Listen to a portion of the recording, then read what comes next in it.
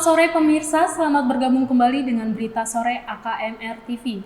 Bersama saya Agnes Monica dan rekan saya Julieta Dona. Dalam beberapa menit ke depan kami akan membawakan berita-berita terhangat, di antaranya adalah ledakan bom bunuh diri terjadi di depan Gereja Katedral Makassar pada Minggu 27 Maret pukul 10:26 waktu Indonesia Tengah. Akibat kejadian ini 14 orang warga luka-luka dan dirawat di rumah sakit. Salah satu korban adalah petugas keamanan gereja yang mengalami luka di perut dan di kepala. Satpam setempat mengadang pelaku yang akan masuk ke gereja. Selain itu, ada pula korban yang terluka akibat terkena serpihan ledakan bom. Sebanyak 3 orang saat ini dirawat di rumah sakit Stella Maris, 7 orang dirawat di rumah sakit Akademis, dan 4 orang dirawat di rumah sakit Stella Munia. Kadif Humas Polri Irjen Pol Ago Yuwono mengatakan ada 4 orang di rumah sakit Pelamonia akibat serpihan yang mengenai paha, betis, mata, dan ada juga pada bagian kepala. Kuria Keuskupan Agung Makassar mengatakan sejumlah jemaat terluka dan dirawat di rumah sakit akibat kejadian ini, sementara uskup dan para pastor dalam kondisi baik. Sejumlah organisasi keamanan, Menteri Agama dan Menteri Koordinator Politik Hukum dan Keamanan mengecam pengeboman di gereja. Pemerintah meminta masyarakat agar tetap tenang dan waspada. Polisi tengah mengusut pelaku dan jaringannya. Berita selanjutnya datang dari Universitas Gadjah Mada atau UGM menerima 2069 calon mahasiswa baru melalui seleksi nasional masuk perguruan tinggi atau SNPTN. Ketua Tim Pelaksana Lembaga Tes Masuk Perguruan Tinggi, Muhammad Nasim, mengatakan bahwa jumlah pendaftar dari seluruh Indonesia mencapai 854.599. Namun hanya 110.459 siswa yang dinyatakan lulus dalam seleksi SNPTN. Universitas Gadjah Mada atau UGM berada di urutan ke-13 menerima jumlah mahasiswa baru yang paling banyak di seleksi SNMPTN.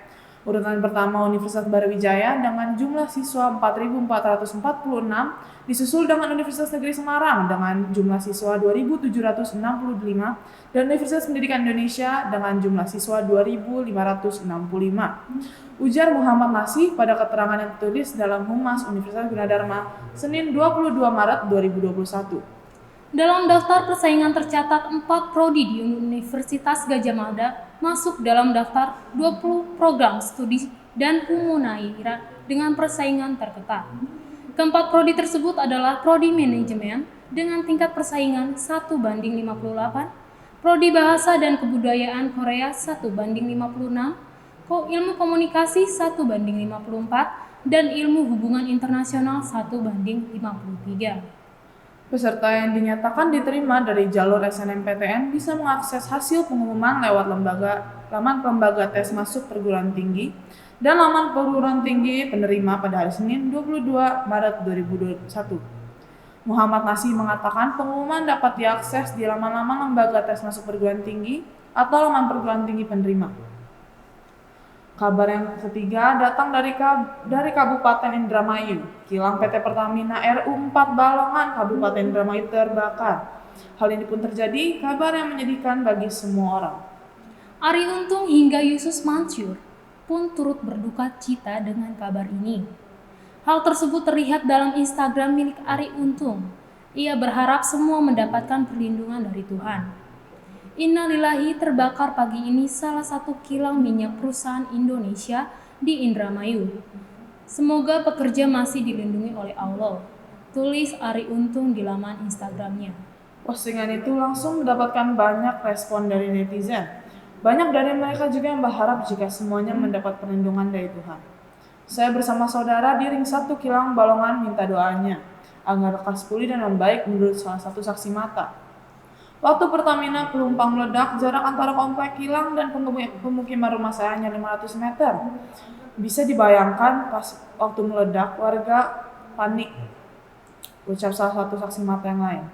Dikutip dari Antara, sejumlah orang terluka akibat kebakaran di kilang minyak PT Pertamina RU 4 Balongan. Bencana daerah Indramayu ini mencatat ada 5 orang luka berat dan 15 lainnya luka ringan.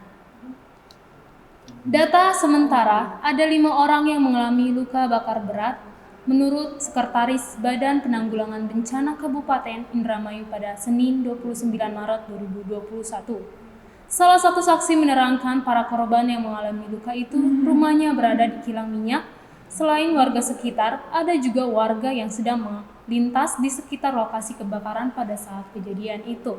Pemirsa, informasi tadi sekaligus menutup perjumpaan kita kali ini.